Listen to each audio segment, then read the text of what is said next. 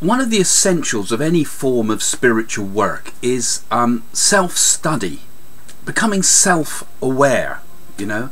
Now, I could talk a lot more about what is the nature of the self, what is the nature of the I, and so forth, but I want to kind of just put an idea to you really about the idea of self-observation, you know, of looking at ourselves with a reflective state of mind, of sometimes having a bit more introspection. I mean, these are basic things, you know, looking at our behaviour and our tendencies, the way we act in the world, you know. A lot of people are completely unaware. You know, you're an arsehole and you just don't know it, you know. But when you realise you're an arsehole, wow, I'm an arsehole, now I can do something about it, you see. So we need to have this sort of degree of self-tendency, otherwise of self-study, otherwise we become the victim of our tendencies, our traits, you know, and our character becomes something that's not very nice, perhaps, and something that we're not in control of, and we're not even aware that we're doing this and we're doing that. And all of us are victims of that. Don't say you're not. I am. All of us, even the highest spiritual beings, have these traits. They have characteristics. They have qualities, you know. So this is why self-study on that level is also very important, the psychological level as well as the deep spiritual levels of who am I and why am I here and all those things. But you know, it's important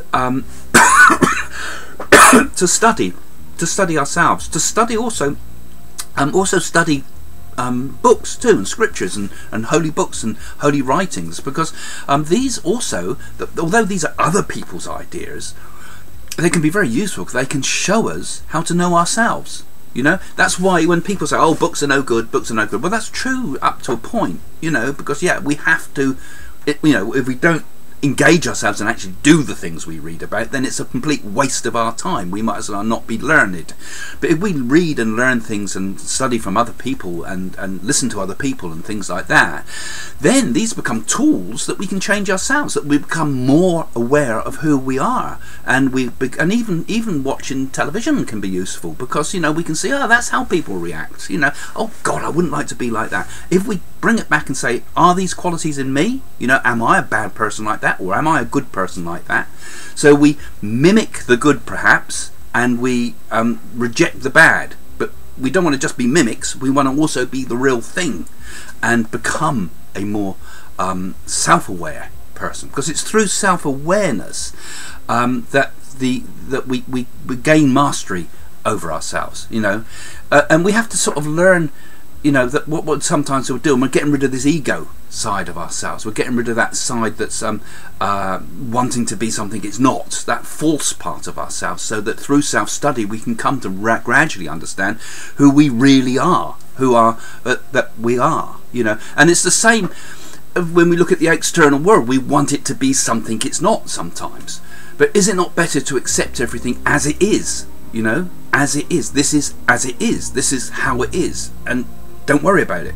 And sometimes we can do that with ourselves and stop thinking, oh, I'm a bad person, or I'm a sinner. How about that one? That's a great one, you know. But why not just accept ourselves as it is, by sheer observation, reflection and introspection? Because if you do that, you'll change naturally. You don't have to go through all these rules and regulations that some religions kind of thrust down your throat, you know. You can just be and realise that, okay, there's good and bad in me, but there is in everybody, you know, and even worse sometimes in the self-righteous, you know. So you know, this is how we can by self-observation we can overcome a lot of the suffering that brings imbalance in ourselves and in our lives, and we can come back to those things that I've talked about in my other couple of videos on this type of thing, where I said we can come back to the inner harmony, we can come back to the state of purity, to clarity, to the innocent child again, and not be so tied up in the negative. And that comes through self-study. Is the future set, or can we change it? In my new book, I take a mystical journey to India to do magical remedies that will change my personal destiny. I open a 5,000-year-old secret oracle that tells about what will happen in the future. I meet strange Siddha yogis with miraculous powers who show me how to eradicate the karma that drives events. What I discover changes everything. We can all change our destiny, and maybe together we can change the future of the world as well. Start making that change. My new book, Mystic Journey to India, that has now been made into a major international documentary series, is now available on Amazon.